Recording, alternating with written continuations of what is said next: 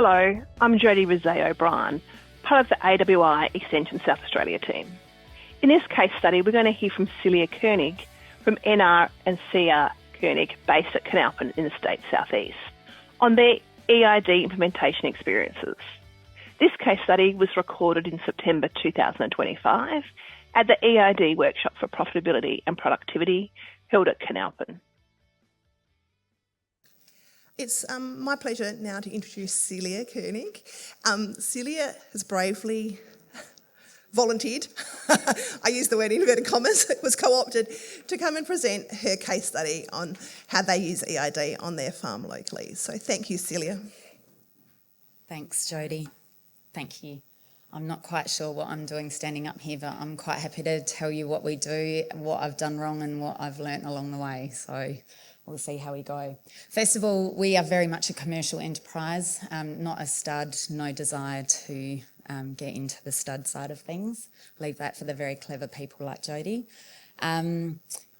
Just to begin, my husband and I, Nev, we run about 2,000 breeding ewes. We have a first-class mob that we join to Dooney Merinos, and we have a second-class mob that we join to our White Suffolk Rams. Our aim is to produce structurally sound, deep-bodied ewes with quality wool, fast growth rates and excellent fertility. And we are achieving those results somewhat with the use of eID. Okay, so our eID journey, we started off, and I've drunk too much champagne in my life to remember exact dates, but in about the early 2000s, we started off well before eID was sort of even a thing. We had numbered tags in the ears of, we were probably only running about 500 ewes at that point. And we knew that we wanted to improve growth rates to as much as possible. So we were manually recording growth rates. And yeah, that was a job. So I was actually quite excited when eID came in, but it still did take us a little while. So early 2000s, we started recording individual non-eID tag numbers to record weights. Then in the late 2000s, early 2010s, we were manually recording pregnancy scanning results. So we knew that we wanted to try and increase our fertility by preferentially choosing our multiple bearing ewes. In 2016, we started researching sheep handlers, eID equipment and what was available out there for us. 2018, we decided to purchase our ClipX handler and tree test equipment, which we have been really happy with from a commercial producer setup. Now we use eID for lamb weights, both ewe lamb and sale lamb weights, preg scanning results, wool quality and alerts. So when I say alerts, I mean things like if one of the shearers detects black wool in the shearing shed, that's a hogget that we don't want to continue her genetics, obviously. So that sort of alert. If we have a ewe that is fly struck at in the paddock, that's an alert that we will mark next to her name. She'll get a black, cross on her name and we won't continue her genetics. So things like those alerts have been good to try and minimise those things. Feel free to interrupt me at any time as well. I will be very grateful for the break. So, the equipment that we use, we operate across about 3 blocks with our sheep enterprise. So we got one of those ClipX contractor models with the wheels on it, so you can wheel it around, which we have found really handy. It's quite easy to set up. Mind you, the guys tend to do that for me, which is nice. We've got the True Test panel reader on the ClipX, the True Test XR5000 indicator, which you can see at the top photo, True Test XRS wand. I actually really enjoy the Shearwell tags. Apologies to those companies who are in competition with Shearwell, but the applicator's really easy if you're doing, 600 lambs in a day, which I'm the tagger on the cradle, so I actually quite like the ease of application for those. So just as a bit of a chronological year-to-year time frame, what we do on farm. In January, we do our scanning, so we record on that eID if a ewe scans multiple single or dry, and then they are drafted into those mobs. I'll just give you a really quick rundown chronologically now, and then I might go into a little bit more detail as we go. May, we bring those mobs in for marking, and they are kept in their multiple single mobs, so that when we are tagging our lambs with eID, we know whether they come from a multiple bearing ewe or a single bearing ewe. So at the cradle, I'm recording what tag numbers inclusive go into my multiple bearing ewes and which tag numbers are going into my single bearing. So in August, we do wool classing and shearing. So our full wool hoggets are assessed and given a score of 1 to 5. And during shearing, we take side samples from our hoggets, and I'll go into more detail about that later. July and September, we wean and sell our first sale of heavy crossbreds. We tend to try and get them up to a 50 kilo live weight. Weights are recorded against the tag numbers, and attention is particularly paid to future breeders because that is where we get our growth rates, and that's where we can choose what hoggets we want to continue with. October, we go through all of our hoggets, so their data is analysed and drafted into first class or second class hoggets. And then back to, once they're joined, back to January. So I'll just go into a little bit more detail. We use Jeff Southall for animal scanning services. He is very good at what he does, and as his daughter Enya, and great sense of humour. So we scan multiple single and dry. In a normal year, we get rid of our dries straight away, regardless of whether they're hoggets or not. Jeff is equipped to record all of those results for us. I just simply need to provide him with the USB. We then keep mobs separate and preferentially feed our multiples. Something that we have found in the past, I don't know if you can continue to hear me. This was our old setup for our sheep yards, and what in the beginning what we were having to do is bring the scanning tent that Jeff uses and set it up at the end of the bugle, which was really time consuming and clunky and a bit of a business. So what Nev and I did was we actually added what we refer to as a little satellite yard to our existing sheep yards. And it's really easy access here to then be able to bring in the scanner, even the crutcher, and also our ClipX handler. So to be able to produce those satellite yards was just a huge ease for us. It just means that setup is a lot quicker and working in the yards is a lot nicer.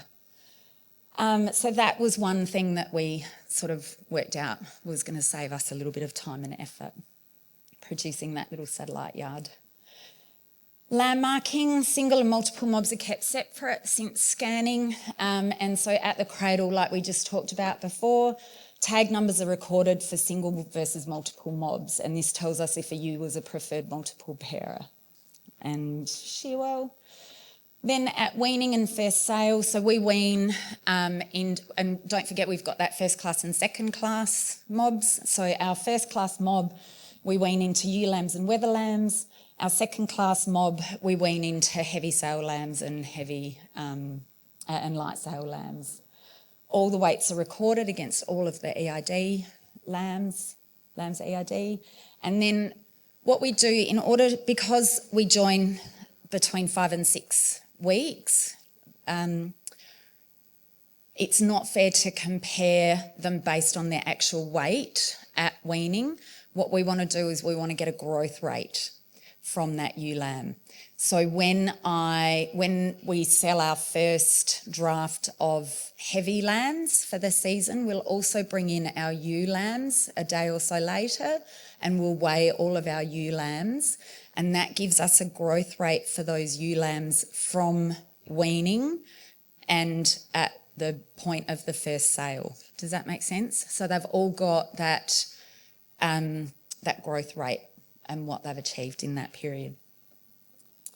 Then with the wool classing and hoggets, so we use the help of either Bill Walker or the lovely Darren O'Brien, and they come along and just visually assess all of our hoggets and again give them a score of 1 to 5. Excellent, 1 is excellent, 5 is do not breed.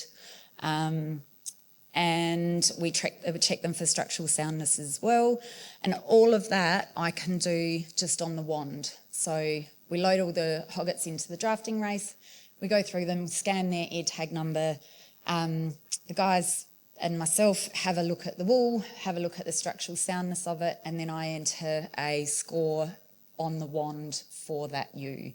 And then that data can be downloaded at a later date. Side sampling. I'm pretty sure that we have the quirkiest way of side sampling our hoggets and fleece weighing our ewes, which has been a bit of a learning curve for us.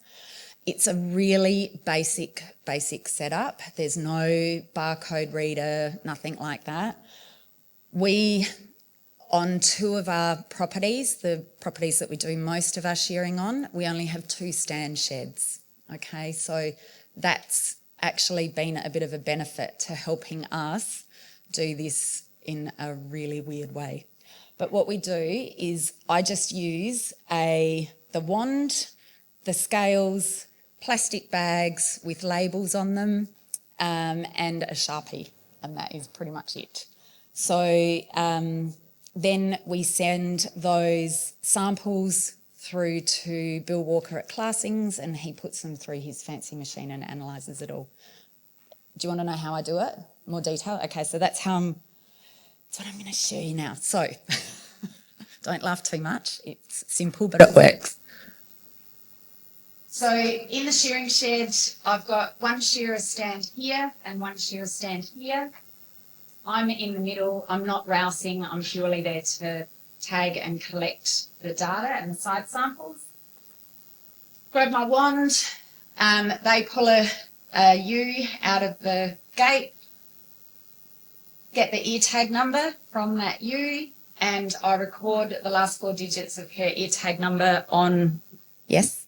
So that's just, so when you read tag, you're not writing down the last 4 digits, the eID, you're writing down the visual ID. Correct. Yeah. Apologies, I'm probably jumping around a fair bit, but it will all make sense in the end, I promise. So that's, let me go back. So I've got the data entered onto my wand, which will give me the last 4 digits of their visual ID. I write the ID, apologies for the quiet for the microphone all the time, but I write the last 4 digits of her tag number on my plastic bag, and we don't worry about locks, and we certainly don't worry about stain for the fleece weights. But I do grab the bellies and so I've got my bag all organised, I've got the bellies sitting on top of the bag so I know which side I'm working on. And then when they do a particular blow on one of the last side samples, I reach over and I grab a sample of the fleece at that point and put that sample in the bag like that. And then the Rouseys, once the fleece is finished with, the Rouseys will come and pick up the fleece and then they'll put it in, and it's very agricultural, which is great. It's just a half drum, like a drum that's been cut in half. Nev and the guys made it fit onto one of our little chemical scales, and so we weigh. I put the fleece and the bag on top of the belly and the bag on top of the fleece. I get a weight from all of that through my little scales down the bottom there, and I record it. So the 4.44 on the right-hand side is the weight of that fleece. And then that bag with all the details on it goes into my little trusty elders box. and I then send those boxes, drop those boxes to Bill Walker at Classings. So it's very basic, very primitive. There's nothing fancy, there's nothing pretty about it, but it works for us. So this has been my biggest learning curve. So you can gather all of this data and you can go, okay, yes, I know I want to breed the, continue the genetics of the hoggets that come from the multiple bearing ewe with the best growth rates and the best wool and all the rest of it. But how the hell do you do that? And that took me a really long time to get my head around. Michelle Cousins, where's Michelle? Is she here? Hi, Michelle. I remember going to one of your presentations a few years ago and you changed my world. So I was so grateful because I was so overwhelmed with the data. I knew the data that I wanted to collect and I knew the data that I wanted to utilise to select what hoggets, but I just had no idea how to manage that data, and it wasn't until I saw Michelle that the penny sort of dropped, which was life-changing. So I was really overwhelmed. When you, with the data management, there was a lot on offer, I suppose.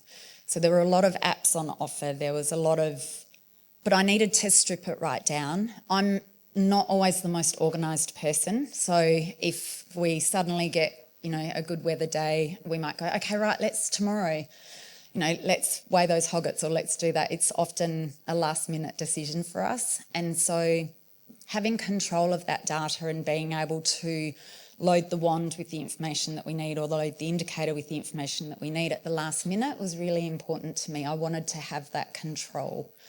And so getting my head around what to do and how to do it. And we may not be doing it right still, I don't know, but it's working for us. So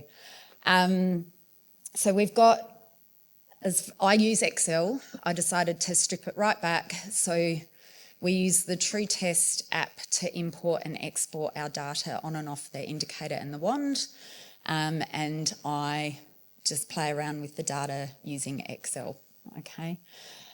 So on our typical Excel spreadsheet here, column A is the actual microchip number that we need. Column B is the visual number, and I sort of preface it with the year at the beginning. And because I'm a bit of a visual person, I also do the green column for the NLIS tag colour. Then the birth trait is recorded, whether she's come from a multiple bearing ewe or a single bearing ewe. Whether she goes to, so a 1 would be going to a Dooney and a 2 would go to White Suffolk, and that helps me simplify. I'm sure Michelle's going to explain this a lot better than what I am. This is just what we're doing at the moment. The alerts are for things like black wool, or if she's been grossly underweight at one stage, or if she has had fly strike at one stage, or if she's a bit hockey or anything like that. Weaning weight is recorded, and then the weight at the first sale is recorded, and then the difference between those two. So that's her weight gain, and that's what I base my data sorting on.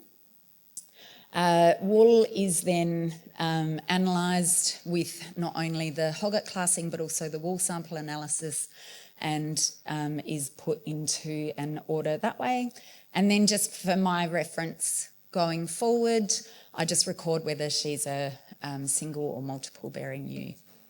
And that's pretty much about it. So I have a main worksheet where I then pull data, copy and paste data off of that, and then play around with either Excel spreadsheets to load into my indicator, or whether I need to create a CSV file to load into some of the equipment.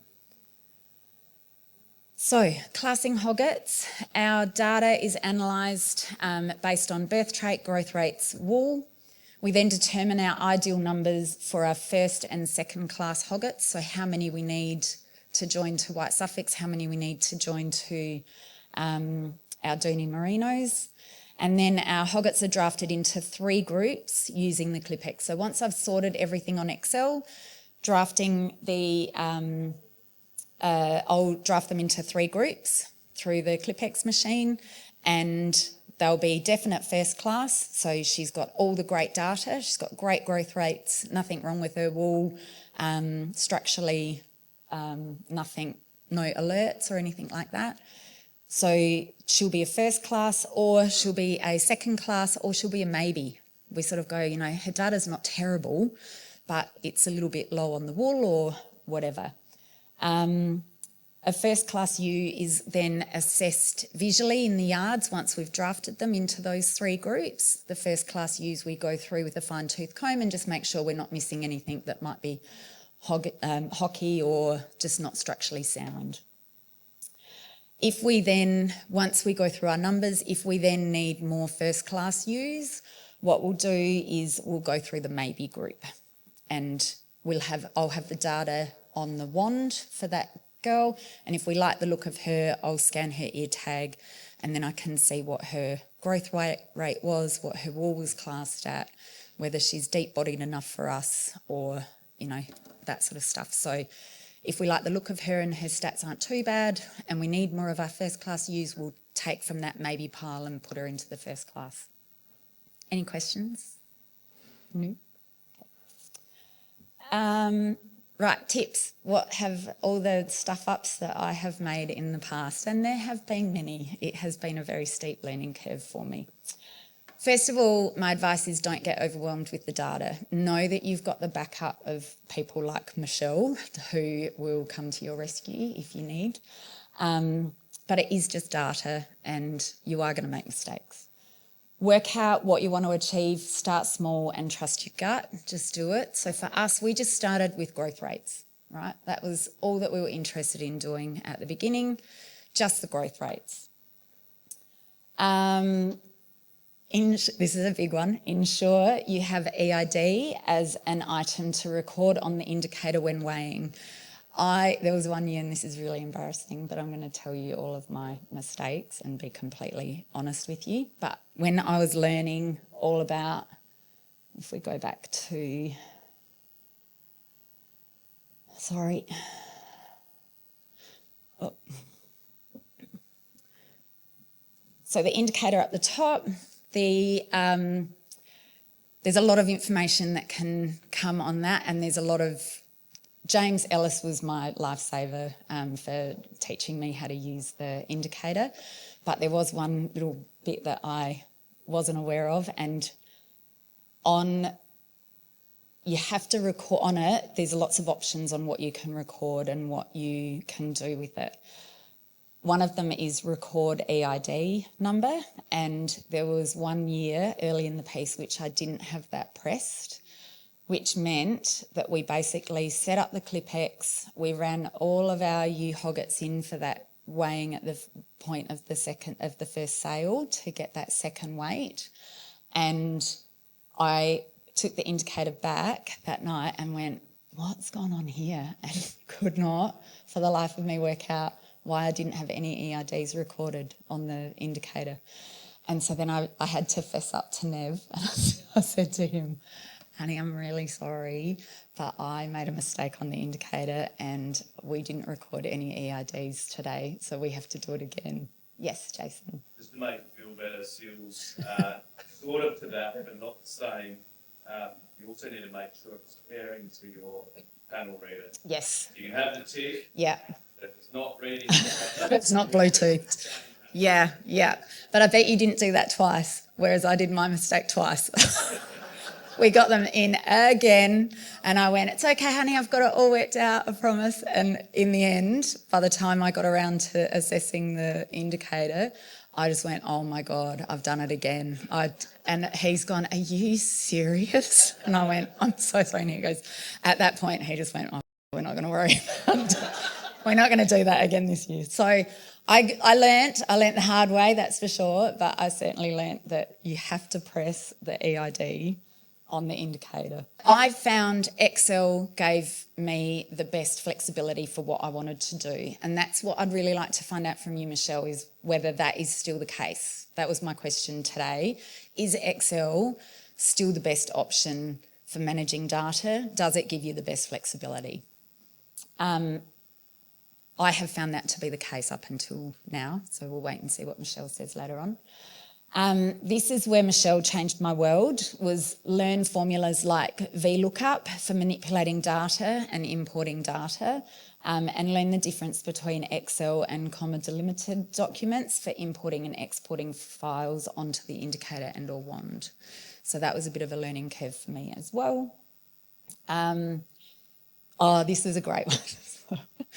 So when you're using formulas to import data on your Excel document, make sure that you copy and paste that data that's been imported so that the values are in that column, not the formula, okay? Because if you sort that column and it's got the formula there, not the values, it's going to give you incorrect information. So that's another doozy thing that I have stuffed up on in the past.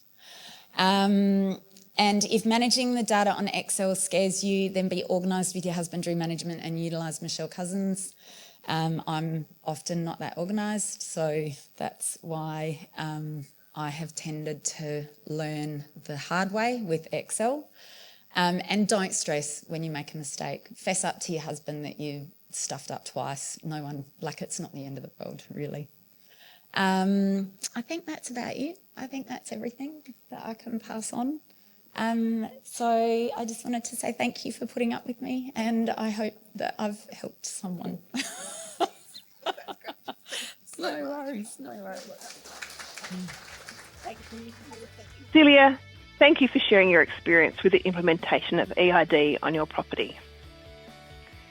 This case study was made possible by funding from Australian Wool Innovation, the South Australian Sheep Industry Fund, and the Department of Primary Industries and Regions.